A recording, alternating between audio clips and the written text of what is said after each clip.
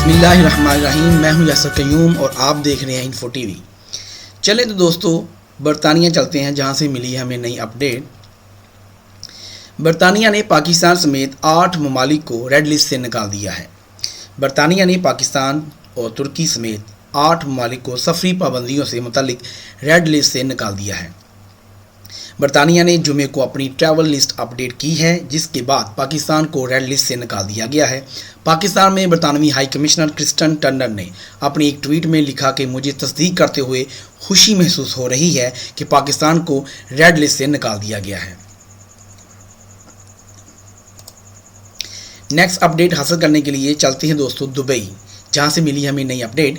Emirates air line نے نئی اسامیوں کا اعلان کر دیا ہے۔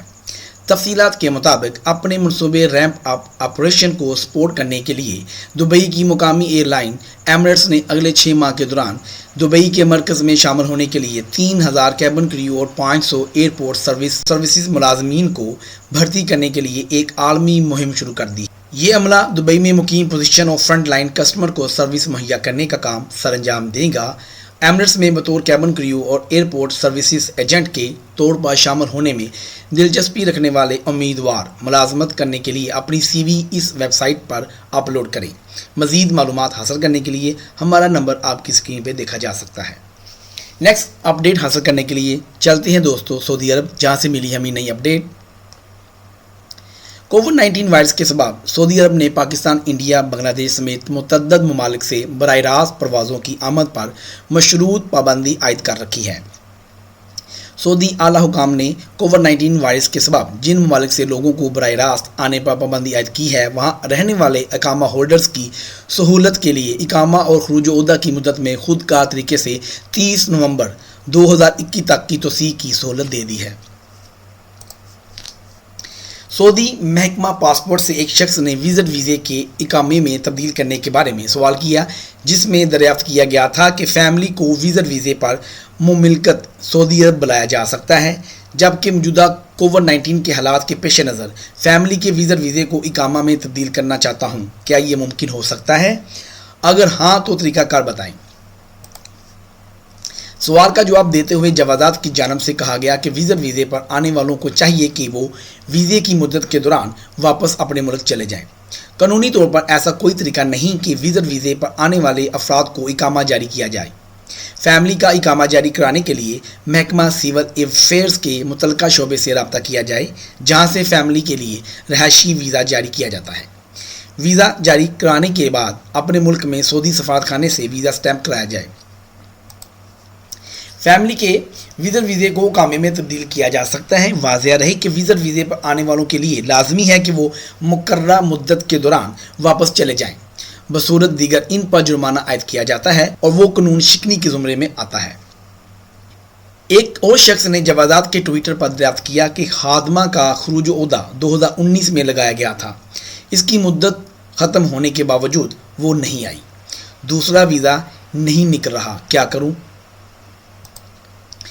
اس حوالے سے محکمہ پاسپورٹ کا کہنا تھا کہ وہ افراد جو خروج و عودہ پر جاتے ہیں، انہیں چاہیے کہ وہ مقررہ مدت کے دوران واپس آئیں، بصورت دیگر ان پر خروج و عودہ قانون کی خلاف ورزی درج کی جاتی ہے۔ خروج و عودہ قانون کی خلاف ورزی کے مرتکب کارکنوں کو سعودی عرب آنے کے لیے 3 برس کی پابندی عائد کی جاتی ہے، البتہ وہ مذکورہ مدت کے دوران صرف سابقہ کفیل کے دوسرے ویزے پر ہی سعودی عرب آ سکتے ہیں۔ جوازات کا مزید کہنا تھا کہ مذکورہ کیس میں خادمہ کے ویزے خروج و عودہ کی مدت ختم ہونے کے 6 ماہ کے بعد خروج و عودہ کی خلاف ورزی کرنے والوں کو خروج ولامت کی کیٹیگری میں شامل کر دیا جاتا ہے۔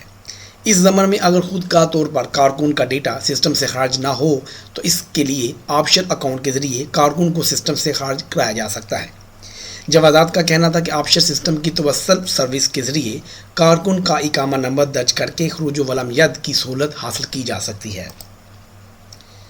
توکلنا ایپ انتظامیہ نے کہا ہے سعودی عرب سے باہر رہتے ہوئے کوئی نیا صارف اندراج نہیں کرا سکتا۔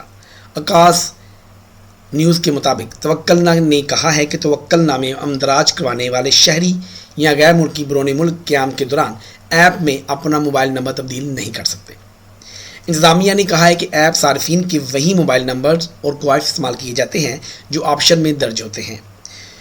بیرونی ملک قیام کے دوران آپشن میں نمبر سمیت کوائف میں تبدیلی ممکن نہیں، لہذا ایپ میں بھی تبدیلی نہیں کی جا سکتی۔